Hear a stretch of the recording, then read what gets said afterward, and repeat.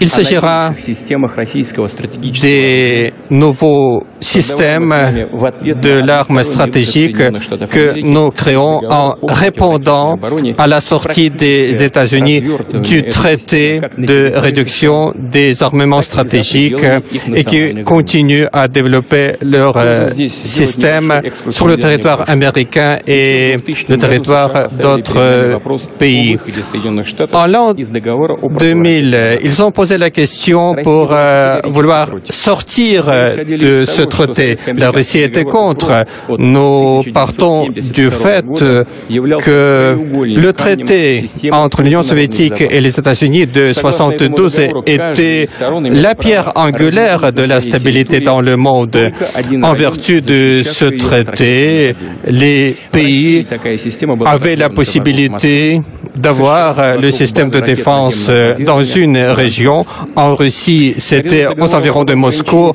Aux États-Unis, c'était Grand Fox. Mais ce traité, je dirais, a garanti l'emploi irraisonnable de la part d'une partie de l'arme nucléaire, puisque la défense anti-aérienne rendait vulnérables les capacités de l'autre pays.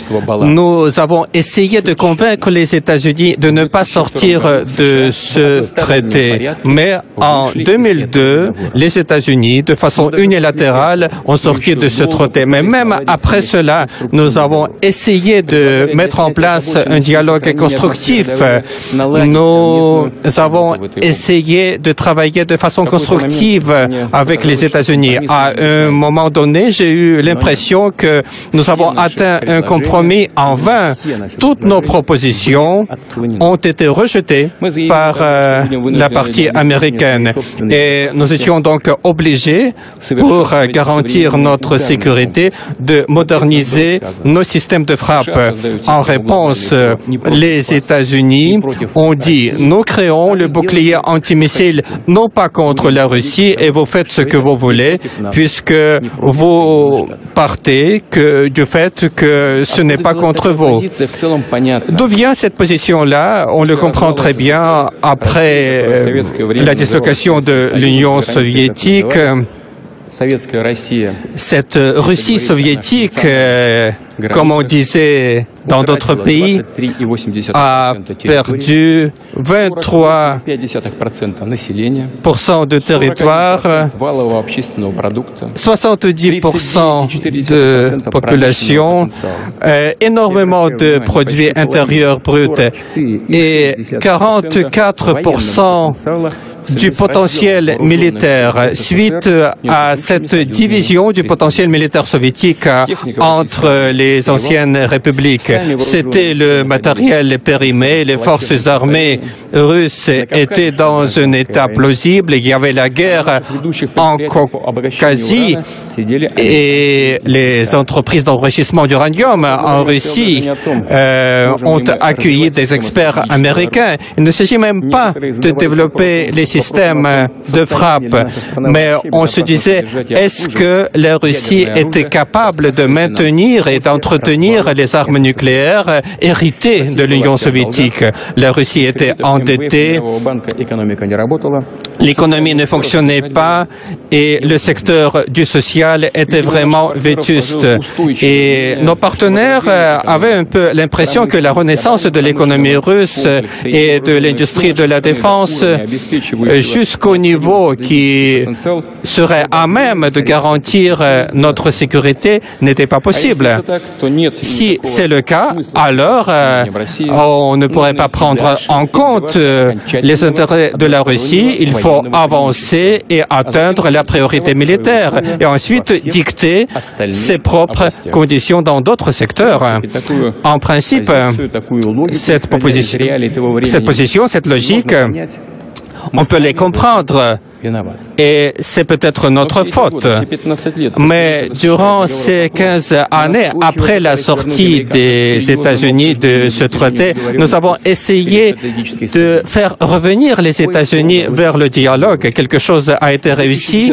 En 2010, nous avons signé le traité sur les mesures de réduction des armements stratégiques.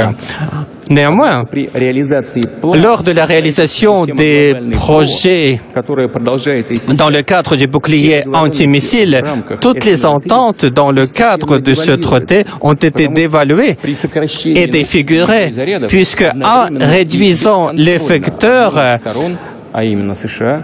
une des parties, à savoir les États-Unis, développe les antimissiles, ils perfectionnent leurs performances, ils créent des nouvelles régions d'installation et donc cela défigure et cela dévalue le potentiel nucléaire puisqu'ils acquièrent des possibilités d'interception et malgré nos protestations, la machine militaire américaine fonctionner.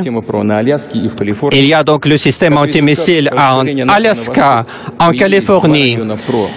Il y a les deux régions de défense antimissile en Roumanie et en Pologne est en train d'être terminé. Et donc, le potentiel est augmenté. Il projette maintenant de le faire au Japon et en Corée. Il s'agit également du groupement aéronaval avec 5 croiseurs et 30 escorteurs d'escadre. Je n'exagère pas. C'est vraiment le travail qui bat son plein.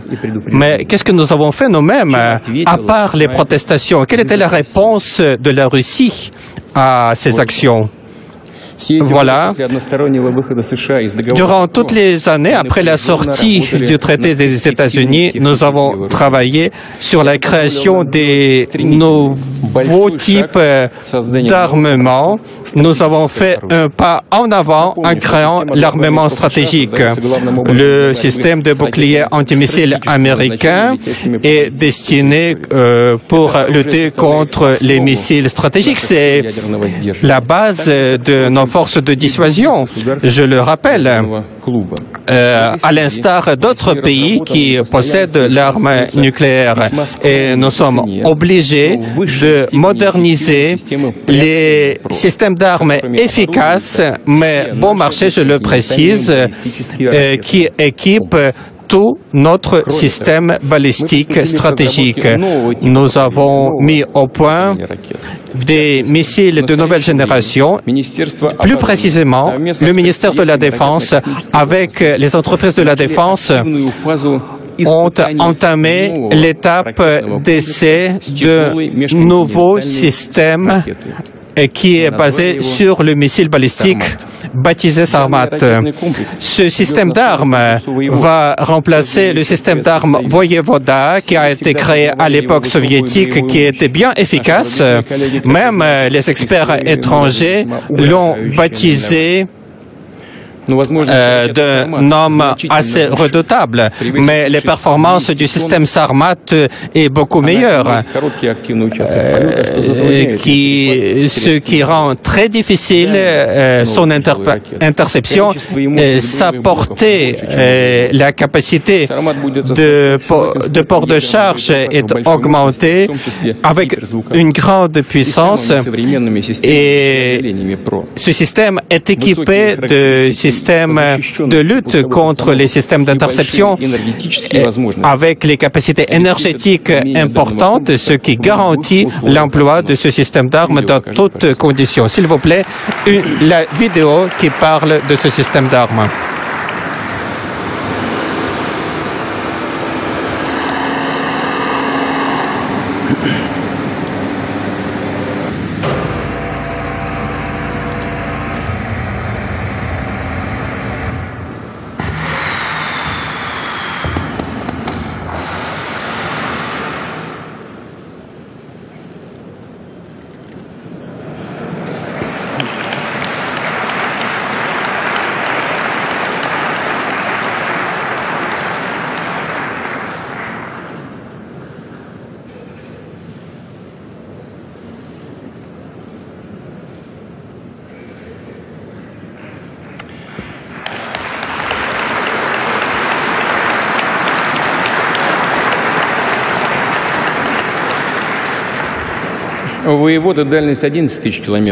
Le système d'armes Voyevoda avait la portée de 11 000 km. Il n'y a pas de limite pour la portée de ce nouveau système d'armes Sarmat.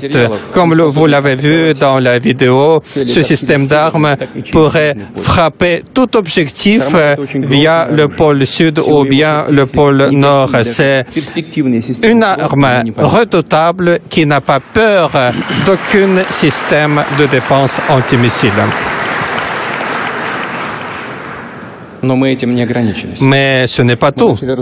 Nous avons commencé à mettre en place des systèmes d'armes qui n'utilisent pas des trajectoires balistiques. Et cela veut dire que le bouclier antimissile perd son sens. Et je vais parler maintenant de ces nouveaux systèmes d'armes qui sont basés sur des réalisations unique de nos chercheurs, de nos ingénieurs, c'est la création de l'installation nucléaire de petite dimension qui équipe notre missile de croisière qui possède les mêmes dimensions que le missile américain Tomahawk, mais qui a 10 fois plus la portée, qui vole à basse altitude, qui est très difficile à détecter, avec presque la portée illimitée et avec la trajectoire imprévisible. Donc, ce système d'armes est invulnérable face à des systèmes modernes existants. Et à la fin de 2017, nous avons réalisé le premier lancement réussi de ce nouveau missile de croisière russe. Et nous avons constaté toutes les performances qui ont été prévues et ce qui nous permet de créer la nouvelle forme de notre système d'armes avec le système d'armes à base de missiles croisière avec le système embarqué énergétique.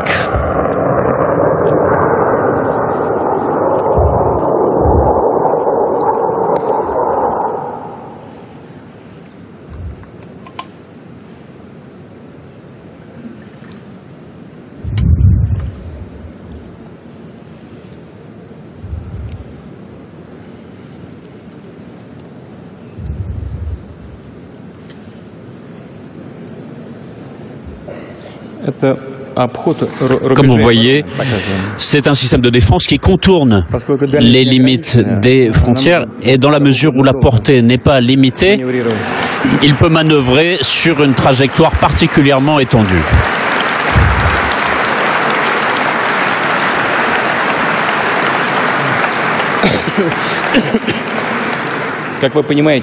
Comme vous le comprenez, rien de tel n'existe chez personne dans le monde. Peut-être qu'un jour, mais vous inquiétez pas, le jour où ça apparaîtra chez nos concurrents, nous aurons déjà avancé de plusieurs pas.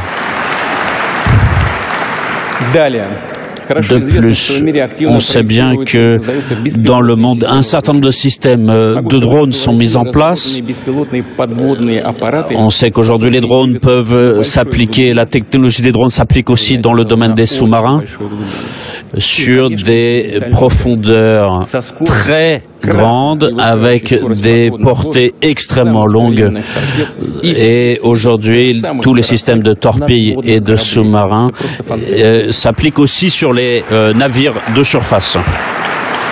C'est tout à fait fantastique, avec un niveau de bruit extrêmement bas, un niveau de manœuvrabilité extrêmement haut, et ces moyens qui pourraient s'y opposer n'existent tout simplement pas aujourd'hui.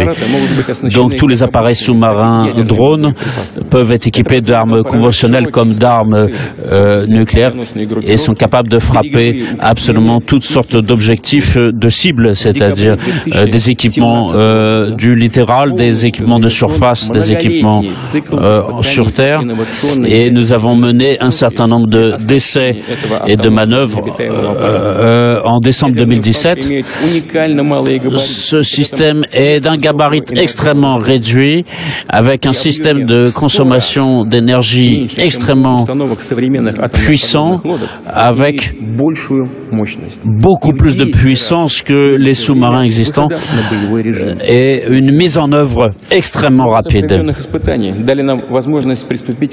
Et ceci nous permet de mettre en place de nouveaux systèmes d'armes nucléaires avec des munitions extrêmement puissantes.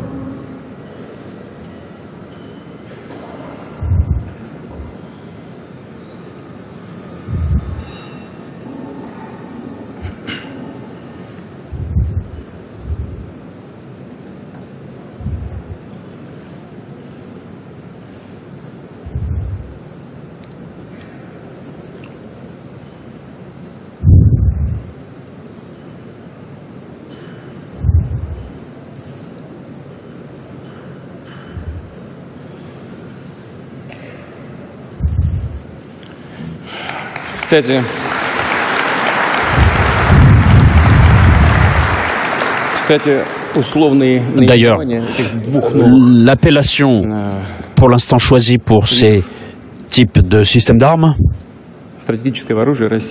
stratégiques de la Russie.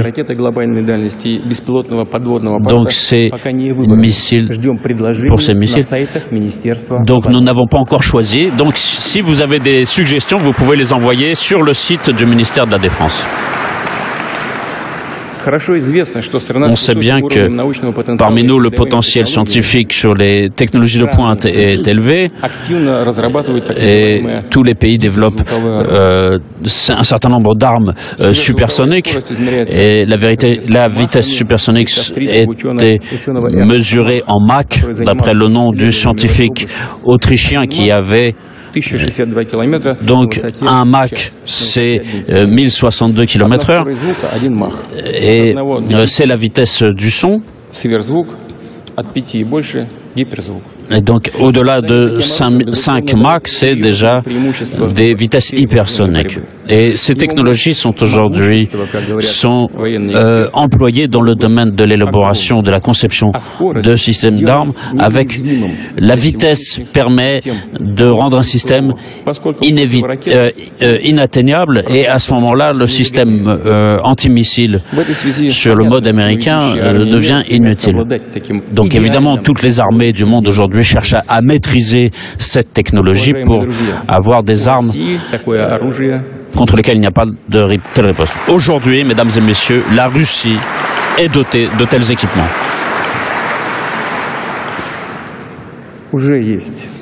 Ils existent. Et dans ces nouveaux systèmes d'armes, nous avons pu mettre en place un système de missiles aéroportés à vitesse hypersonique et, comme vous l'avez compris, qui n'a pas d'équivalent dans le monde, et les essais viennent d'être achevés et depuis le 1er décembre de l'année dernière, ce système a été affecté sur les aéroports, sur les bases aériennes du sud de la Russie. Donc les caractéristiques de vol unile de ce porteur aéromobile permettent de toucher n'importe quel point en quelques minutes. Et cette vitesse hypersonique, qui est 10 fois plus rapide que la vitesse du son, est en plus dotée d'une manœuvrabilité très élevée, ce qui permet de garantir le développement de nouveaux systèmes d'armes avec des portées supérieures à 2000 km, tant munis de munitions classiques que de munitions nucléaires, et qui portent le nom de Kinjal, c'est-à-dire le poignard.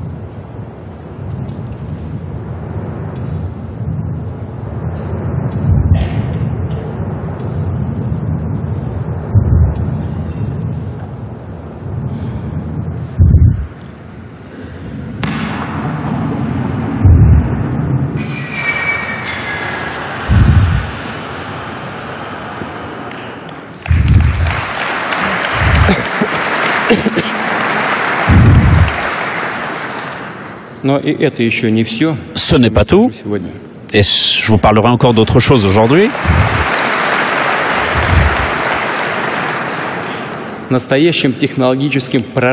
Donc ce bond en avant dans le domaine technologique concerne aussi la mise en place d'un nouveau système de missiles stratégiques comme système d'armes principal sur les éléments mobiles. Et les essais ont été achevés. Encore une fois, je le répète, nous avons souvent dit à nos partenaires américains et européens de l'OTAN que nous prendrons tous les moyens nécessaires pour neutraliser les systèmes de défense antimissiles occidentaux qui menacent notre État. Nous l'avons dit lors de négociations, nous l'avons dit publiquement et nous l'avons dit encore une fois récemment après les grandes manœuvres nucléaires que nous avons menées. Nous l'avons dit lors des... alors, c'est pas très modeste de se citer, mais je l'ai dit devant la presse. J'avais dit, dans les conditions de l'augmentation du potentiel militaire en quantité et en qualité, la Russie a le droit de développer des systèmes d'armes de nouvelle génération et nous considérons comme opportun de vous intéresser, de vous informer que les essais et manœuvres qui ont été menés ont donné des résultats positifs et nous pourrons vous assurer que dans un avenir prochain, les forces nucléaires russes seront équipées d'éléments et d'armements capables de frapper tout point avec une grande manœuvrabilité et une grande vitesse. Et je dois dire que ce qui vient d'être dit et chaque mot que j'ai prononcé a son rôle. Notre système est unique au monde, aucun autre État ne l'a. Fin de la citation. Chaque mot a sa valeur parce que j'ai parlé notamment du système qui permet d'éviter les limites classiques des contingences géographiques. Nous l'avons dit ouvertement de façon à inciter nos partenaires à discuter. C'est pas la première fois. En 2004, déjà je l'avais dit. Donc ce problème, nous avons beaucoup de problèmes, j'en ai parlé dans l'économie, dans le domaine social, dans le domaine de la défense. La Russie a longtemps eu du retard. Personne ne voulait parler avec la Russie. Personne ne nous a écoutés. Écoutez-nous. Maintenant, écoutez-nous.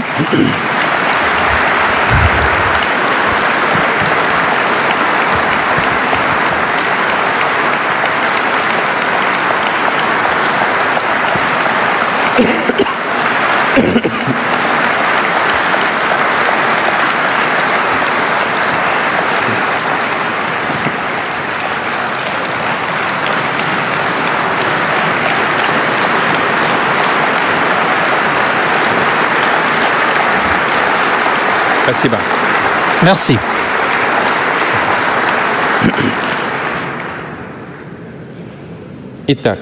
Alors, ce système fait la différence par rapport au système d'armes ancien, puisqu'il possède la vitesse hypersonique qui possède la vitesse de 20 Mach. Et donc, cet ensemble de systèmes d'armes est capable de manœuvrer en profondeur, en altitude, ce qui le rend invulnérable face à tout autre système de défense antimissile. L'emploi des matériaux composites nous a permis de résoudre le problème de vol plané de ce bloc dans les conditions de création de plasma. C'est en quelque sorte un météorite, une boule de feu qui possède la température de 1600, 2000 degrés Celsius. C'est la température sur la surface de cette boule de feu. Petite vidéo encore.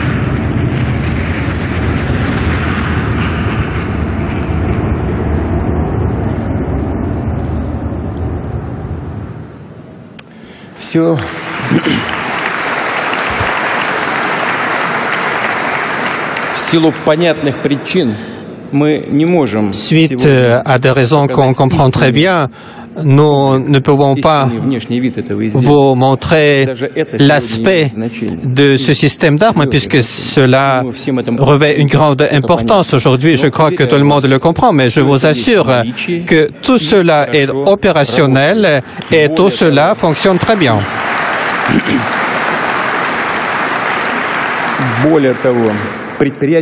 Qui plus est, les entreprises de défense ont déjà entamé la fabrication de systèmes d'armes qui fait partie du système stratégique de défense de la Russie baptisé Avant-Garde.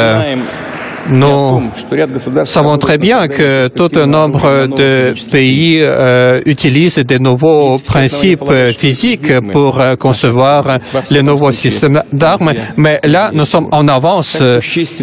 Toujours, nous avons par exemple atteint des grands résultats dans la création de l'arme à laser. Ce ne sont pas des assertions théoriques et pas simplement le début de fabrication. Non, les systèmes d'armes laser équipent déjà l'armée russe. C'est pas encore le moment, mais les spécialistes vont comprendre que la présence de ces systèmes d'armes laser augmente considérablement les capacités opérationnelles des forces armées. Le système d'armes laser maintenant.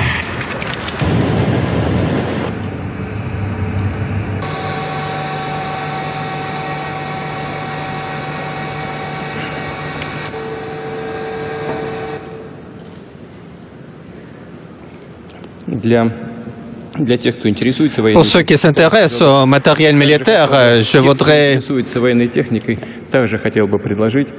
proposer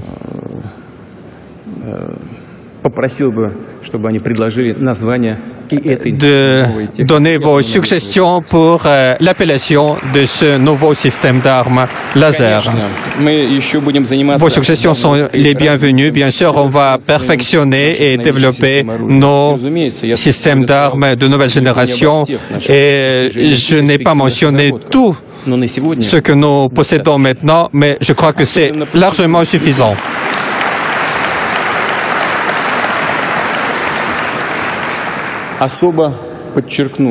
Et je voudrais souligner que ces armes stratégiques de nouveau type Ce n'est pas l'héritage soviétique.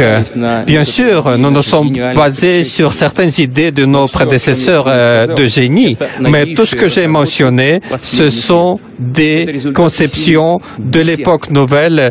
C'est le résultat de l'effort des dizaines des institutions de recherche, des bureaux de conception,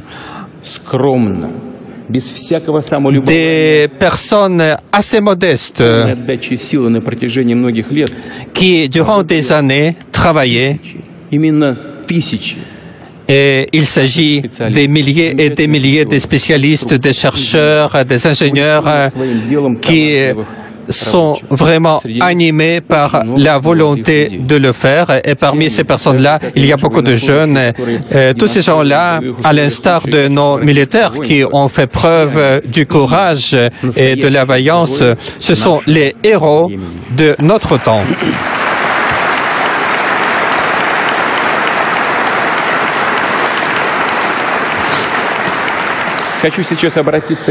Et je voudrais m'adresser à chacun de ces personnes. Bien sûr, il y aura des grades, il y aura des prix, mais je sais, quand je parle avec vous, que vous travaillez non pas pour des grades et pour des prix, vous travaillez pour garantir la sécurité et la défense de notre peuple. Et en tant que chef d'État, au nom du peuple russe, je vous remercie pour votre travail et pour ces résultats dont notre patrie a besoin tant.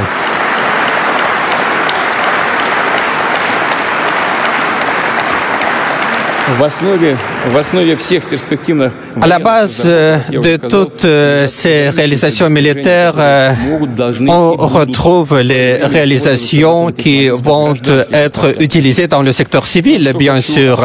Mais je voudrais souligner que cet armement très complexe et très perfectionné ne peut être fabriqué que par un État avec un niveau de science et de recherche qui possède une base technologique très développée, et vous voyez que la Russie possède ces ressources que j'ai mentionnées. Et nous allons augmenter ce potentiel, concentrer ces opportunités pour résoudre les missions dans l'économie, dans le social, dans le secteur d'infrastructure, et ce développement de long terme serait bien protégé. Et je vais répéter, ces systèmes d'armes sont importants, mais ce qui est plus important, c'est que tout cela, ensemble, donne la possibilité à l'état-major de monter un système de défense du pays intègre où chaque élément devrait jouer son propre rôle, et tous ces systèmes d'armes qui sont déjà opérationnels et qui sont en train d'être perfectionnés permettent à la Russie de posséder le système de défense qui va garantir notre sécurité pour des années à venir. Bien sûr, il y a beaucoup de choses à faire dans le système de défense, mais avec tous les arguments en main, nous pouvons dire la Russie possède le système de défense compact et les forces armées modernes. Au cœur de ces forces armées, il y a le personnel, les gens qui sont voués à leur mission et les officiers qui sont capables d'accomplir les missions assignées. Le matériel, l'armement, même les plus modernes, vont équiper les autres armées. Nous les possédons déjà. Nous en aurons d'autres, mais l'essentiel est dans l'autre. Il y a des officiers et du personnel, comme le pilote, le commandant Philippov. C'est exceptionnel. C'est propre seulement à la Russie.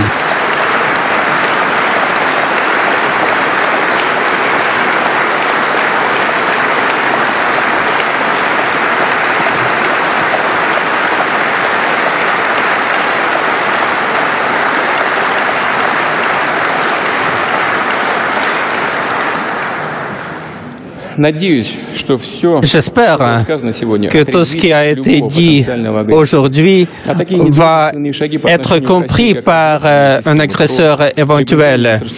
Le développement du bouclier militaire, l'élargissement de l'OTAN du point de vue militaire perd son sens et entraîne beaucoup de dépenses et ça devient insensé pour ceux qui le font. Tout ce qui a été dit aujourd'hui suite en vertu des règles internationales devrait faire l'objet de l'information et nous devons informer nos partenaires. Si nos partenaires le veulent, nous le ferons. Et toutes les activités dans le cadre de la défense de la Russie sont dans le cadre et en vertu des traités internationaux. Nous ne violons rien et la puissance accrue de la Russie ne menace personne. Nous n'avons pas des projets pour agresser les autres pays. Nous ne menaçons pas personne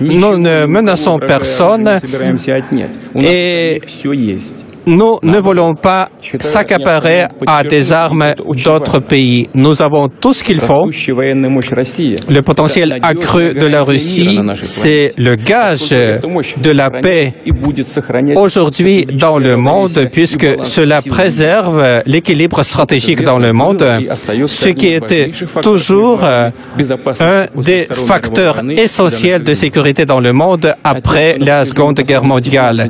Et à ceux qui essaye durant les 15 dernières années de booster la course aux armements, ceux qui violent les traités internationaux, ceux qui décrètent les sanctions économiques, y compris dans le secteur de défense, je veux dire, tout ce que vous avez essayé d'empêcher, de dresser les barrières, c'est produit.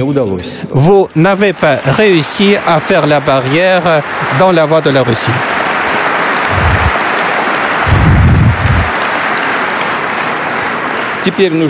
Aujourd'hui, ce qu'il faut maintenant, il faut comprendre cette réalité, être bien convaincu que tout ce que j'ai dit aujourd'hui, ce n'est pas du bluff, croyez-le. Réfléchissez bien maintenant. Envoyez se reposer ceux qui vivent du passé. Tournez-vous vers l'avenir et cessez de perdre votre temps. Soyez bien sur notre planète Terre et notez bien une chose importante. Aujourd'hui, il y a une source de préoccupation, c'est le renforcement de la puissance militaire américaine, mais aussi le degré d'alerte, l'abaissement du degré d'alerte d'emploi de la force nucléaire. Et on se rend bien compte aujourd'hui que les Américains sont prêts à répondre par le nucléaire à une attaque conventionnelle. Donc aujourd'hui, la Russie se réserve le droit d'utiliser l'arme nucléaire seulement en réponse à une arme nucléaire ou à une arme de destruction massive. Aujourd'hui, si des menaces sont claires pour la survivance de notre État, et il me semble à cet égard d'affirmer que toute utilisation de l'arme nucléaire, quelle que soit la portée, la puissance, nous le considérons comme une attaque nucléaire contre la Russie et nous apporterons une riposte qui sera proportionnée et immédiate. Soyez-en certains.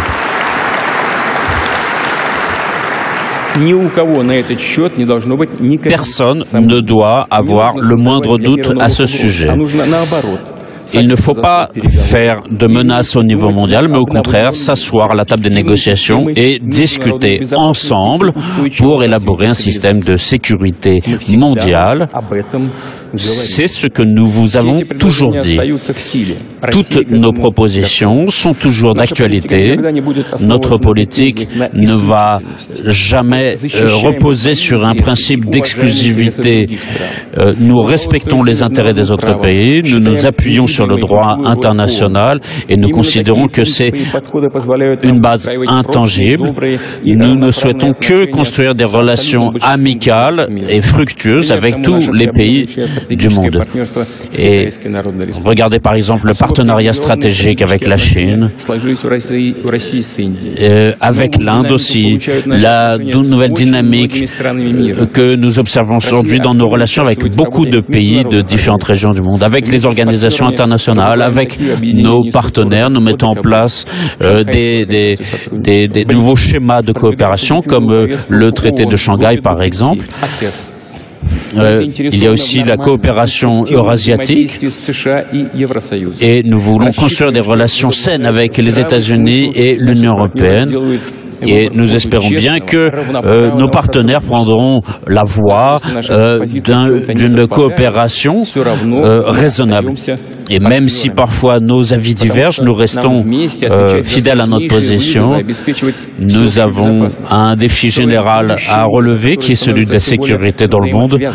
Et tout ce qui est lié au processus d'intégration, nous y sommes attentifs, qu'il s'agisse de l'Union eurasiatique, par exemple, où nous cherchons à conserver notre compétitivité au niveau international. Ça concerne aussi le domaine de l'énergie, avec les nouvelles conduites de gaz et de pétrole, le fonctionnement des services douaniers, et nous poursuivons à travailler à renforcer ce partenariat eurasiatique. Chers collègues, le monde connaît aujourd'hui un tournant dans son histoire et donc il faut être capable de s'adapter aux changements et notre peuple a toujours manifesté sa volonté de s'adapter. Nous avons connu de tels changements tellement importants que d'autres pays n'ont pas connu. Nous suivons notre voie, nous travaillons ensemble dans la cohésion.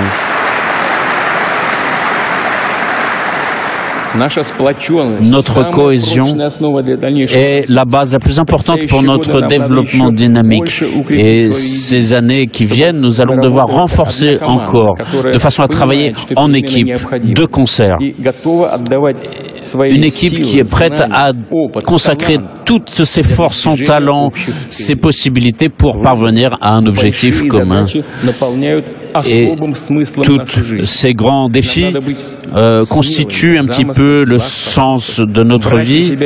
Nous devons faire preuve d'initiative, de responsabilité, être forts ensemble, nos familles, avec nos enfants, pour tourner notre pays vers un avenir, cet avenir dont nous rêvons. Et donc les décennies qui viennent, en ce début du XXIe siècle, seront un temps de victoire, une époque de victoire, l'ère de notre réussite commune, et je suis convaincu qu'il en sera ainsi.